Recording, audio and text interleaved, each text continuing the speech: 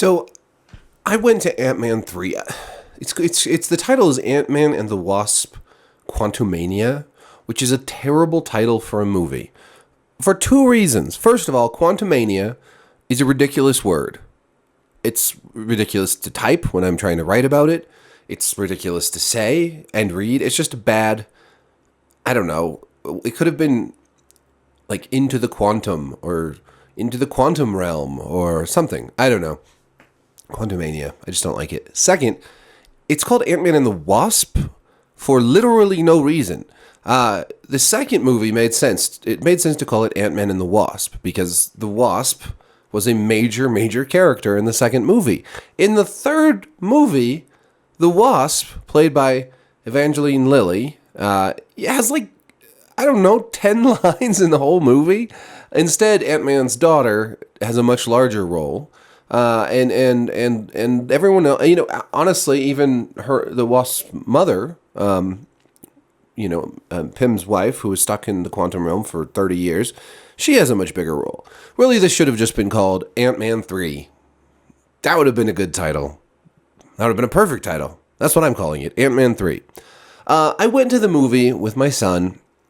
Both of us knew that it had gotten lousy reviews. It's tied with the Eternals for the poorest reviewed Marvel films.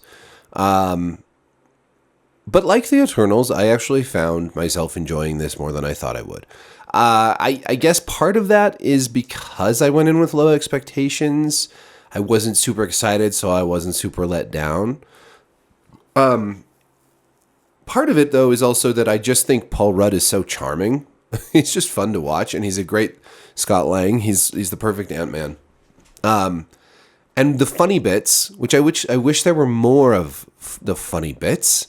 The funny bits were sweet and funny and good. All the stuff, at the beginning and the end with him with his book and his narration as he walks around smiling at everybody was lovely. There was the stuff with Mondok. I think I'm saying that right. Darren from the first movie, the bee guy. That was funny and kind of cute at the end where he sacrifices himself. Anyways, I guess I'm sorry. There are spoilers.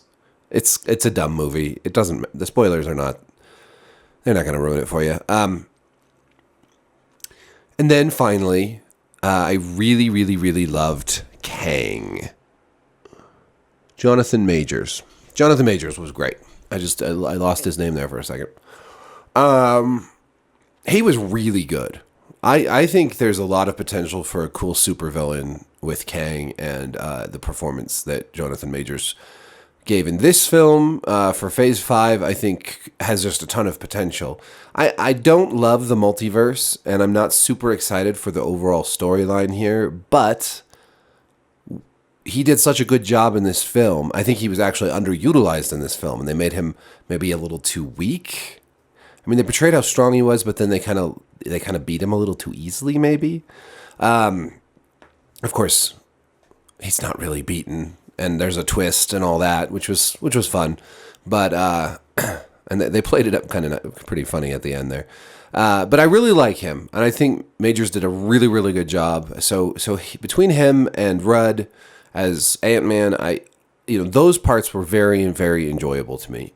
What I didn't really care for was the quantum realm itself, and sort of the whole, I don't know, it's so dumb. The whole premise of like going to the quantum realm is cool, but when they get there, there's like a civilization of tiny people. They're just like regular people. It would have been one thing if it was all the sort of aliens down there, but there's so many just people. Like, why are there people? Why are they just like, why in this quantum realm where everything is tiny, is there another universe that has human beings just like us? It just seems kind of silly. And then, of course, I do get tired of every Marvel movie devolving into this giant battle at the end. Where, like, okay, Kang's army of robot people, I don't know, they're just another army of really easy to defeat enemies. It's like, how did he take over in the first place if all of his goons are so easy to take down? And we see this in movie after movie after movie, like in Black Adam. At the end of Black Adam, there's the bad guy, the demon guy, raises an army of undead. The human like citizens, just civilians of the city can just take them out with just literally no issue whatsoever. They've been oppressed by this gang for years, but a gang of humans. But the undead army is no big deal. You just the speech by the little kid, and boom, they're taking them down like they were hot knife through butter. And so that's kind of how I felt about this. You have this final showdown with Kang and his army, and it's like, what is he saying? The guy who does those funny videos, those pitch meeting videos. There's always this exchange in all of his meetings where the guy he's pitching to says, well, that must have been difficult. And he says, oh, not at all. Barely an inconvenience. And that's how I feel watching. It's a great way to think about it because, again, this final showdown is barely an inconvenience. The only moment of tension in the end is when everyone's hopping through the portal and Kang and then Ant-Man pushes his daughter through, and him and Kang have this fight, and Kang looks like he's going to kill him. And honestly, as much as I love Paul Rudd as Ant-Man, that would have been a hell of a twist, like a hell of a surprise, right? If Kang had actually killed him and he had sacrificed himself to stop him, whoa, that would have been crazy. I'm not saying I want Ant-Man dead, but at a certain point, they have to kind of up the ante a little bit. The stakes are just so low. With characters coming back, we have Gamora coming back for the third Guardians of the Galaxy movie, even though a different version of herself, because hello multiverse and all that, but she was killed. We had the Black Widow movie come out after Black Widow was killed off. And I don't know. I just think, Marvel isn't. I know the MCU at least is not supposed to be super dark, so it's fine. But it definitely feels a little low stakes. But all of that aside, I actually didn't think this was a terrible movie.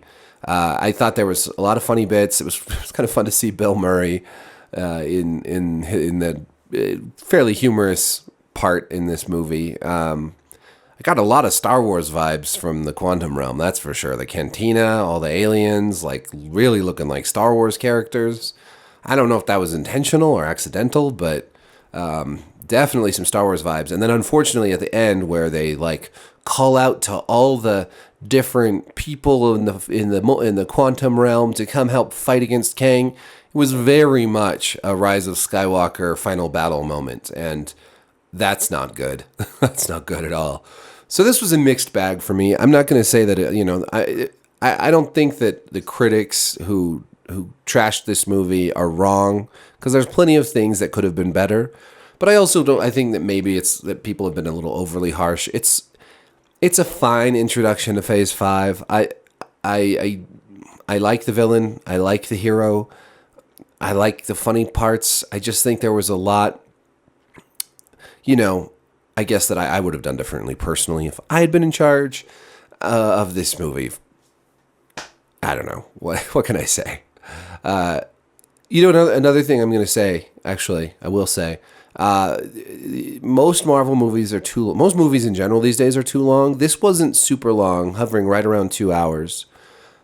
But if I could wave a magic wand, I would cut down movies like Ant-Man to about an hour and a half. I would have like bigger, more important movies like Captain America Civil War style movies at around 2 hours. And I would have the really big like Avengers Endgame type movies around 2.5 hours. I think you make all of these films stronger by cutting. There's just too many like forgettable battle scenes. There's just too much going on. I mean, if I was Disney, I would make shorter movies. For one thing, it's cheaper. And you can focus more, cut down the CGI, cut down all the special effects to some degree, and focus a little bit more on the script, on building out tension between characters. Again, like this huge battle between Kang and his army versus the armies of the Quantum Realm. I literally think you could have cut all of that and just had a showdown with Kang himself and our heroes. So, yeah. One final thought. One final thought before we go. Kang, we discover in the end, although not a good guy, is actually the guy who is fighting against the other Kangs, the multiverse Kangs, who are the real bad guys. So in some ways, he was just a bad good guy, and he was wrongfully imprisoned in the quantum realm. So effectively, our heroes, who are like superheroes, super cops, are basically fighting the whole time to keep a wrongfully imprisoned black man in jail forever. A bunch of white people trying to keep this black guy in prison forever. I'm just waiting for the people that cancel everything to figure this out and come cancel Ant-Man 3. We'll see. Will it happen? We'll see. Thanks for watching, and I will see you next time. Be sure to like, subscribe, hit the notification bell. Peace.